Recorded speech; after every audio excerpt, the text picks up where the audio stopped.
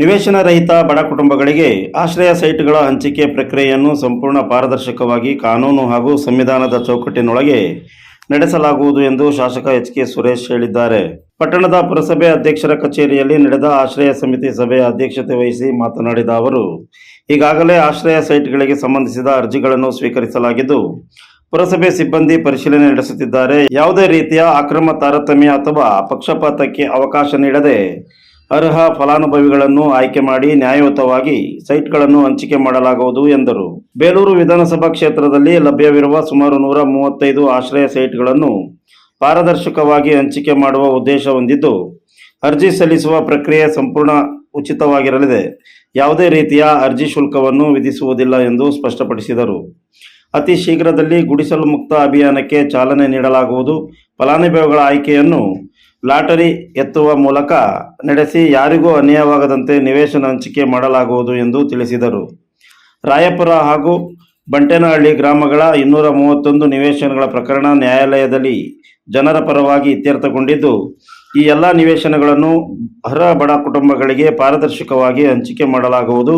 ತಹಶೀಲ್ದಾರ್ ಹಾಗೂ ಪುರಸಭೆ ಮುಖ್ಯಾಧಿಕಾರಿಗಳ ನೇತೃತ್ವದಲ್ಲಿ ತಂಡ ರಚಿಸಿ ಸಂಪೂರ್ಣ ಮಾಹಿತಿ ಸಂಗ್ರಹಿಸಿ ಕ್ರಮ ಕೈಗೊಳ್ಳುವಂತೆ ಸೂಚಿಸಲಾಗಿದೆ ಎಂದರು. ಈ ವೇಳೆ ಹಳೇಬೀಡಿನ ಸರ್ಕಾರಿ ಜಾಗ ಒತ್ತುವರಿ ವಿಚಾರ ಪ್ರಸ್ತಾಪಿಸಿದ ಆಶ್ರಯ ಸಮಿತಿ ಸದಸ್ಯ ಬಿ.ಸಿ. ಹರೀಶ್, ಹೊಯ್ಸಳ ಕಾಲೇಜು ಆವರಣ ಸೇರಿದಂತೆ ಸರ್ಕಾರಿ ಜಾಗಗಳು ಒತ್ತುವರಿಯಾಗಿರುವುದಾಗಿ ಆರೋಪಿಸಿ ತಕ್ಷಣ ತೆರವುಗೊಳಿಸುವಂತೆ ಒತ್ತಾಯಿಸಿದರು. ಇದಕ್ಕೆ ಪ್ರತಿಕ್ರಿಯಿಸಿದ ತಹಶೀಲ್ದಾರ್ ಶ್ರೀಧರ್ ಕಂಕನವಾಡಿ, ಸ್ಥಳ ಪರಿಶೀಲನೆ ನಡೆಸಲಾಗಿದ್ದು, ಸುಮಾರು 20 ಗುಂಟೆ ಜಾಗದ ಬಗ್ಗೆ ಪರಿಶೀಲನೆ ಪೂರ್ಣಗೊಂಡಿದೆ ಎಂದು ತಿಳಿಸಿದರು.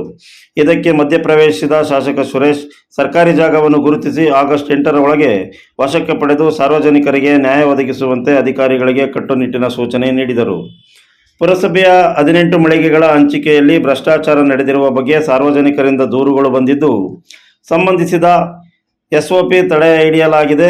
ಈ ಪ್ರಕರಣದ ಸಂಪೂರ್ಣ ಮಾಹಿತಿ ಹಾಗೂ ಹೊಣೆಗಾರರ ವಿವರವನ್ನು ಸಲ್ಲಿಸುವಂತೆ ಪುರಸಭೆ ಮುಖ್ಯಾಧಿಕಾರಿಗೆ ಸೂಚಿಸಿದರು. ಪುರಸಭೆ ಅಧ್ಯಕ್ಷ ಅಕ್ರಮ್ ಶರೀಫ್ ಮಾತನಾಡಿ, ಪುರಸಭೆ ವ್ಯಾಪ್ತಿಯ ಎಲ್ಲ 23 ವಾರ್ಡ್ಗಳ ಬಡವರಿಗೆ ಸಮಾನ ಅವಕಾಶ ಕಲ್ಪಿಸಿ ಆಶ್ರಯ ಸೈಟ್ ಹಂಚಿಕೆ ಮಾಡಬೇಕು.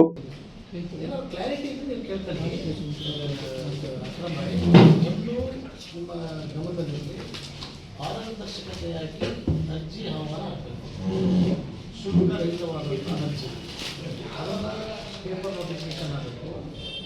ವಾರ್ಡಲ್ಲಿ ನಾವು ಮಾಹಿತಿಯನ್ನು ಕೊಡಬೇಕು. ಅದರಲ್ಲಿ ಒಂದು ಕಂಡೀಷನ್ ಹಾಕಬೇಕು. ಏನು ನಮ್ಮ ಚೌಕಟ್ಟಿದೆ, ಆ ಚೌಕಟ್ಟಿಗೆ ಒಳಪಡುವಂತಹ ಕುಟುಂಬಗಳಿಗೆ ಅಂತಕ್ಕಂಥದ್ದನ್ನು ಹಾಕಬೇಕು. ಪಾರದರ್ಶಕ. ಆಮೇಲೆ ಎಲ್ಲರೂ ನಾನು ಹಾಕಿದ್ದೀನಿ ಅಂತಕ್ಕಂಥದ್ದಲ್ಲ.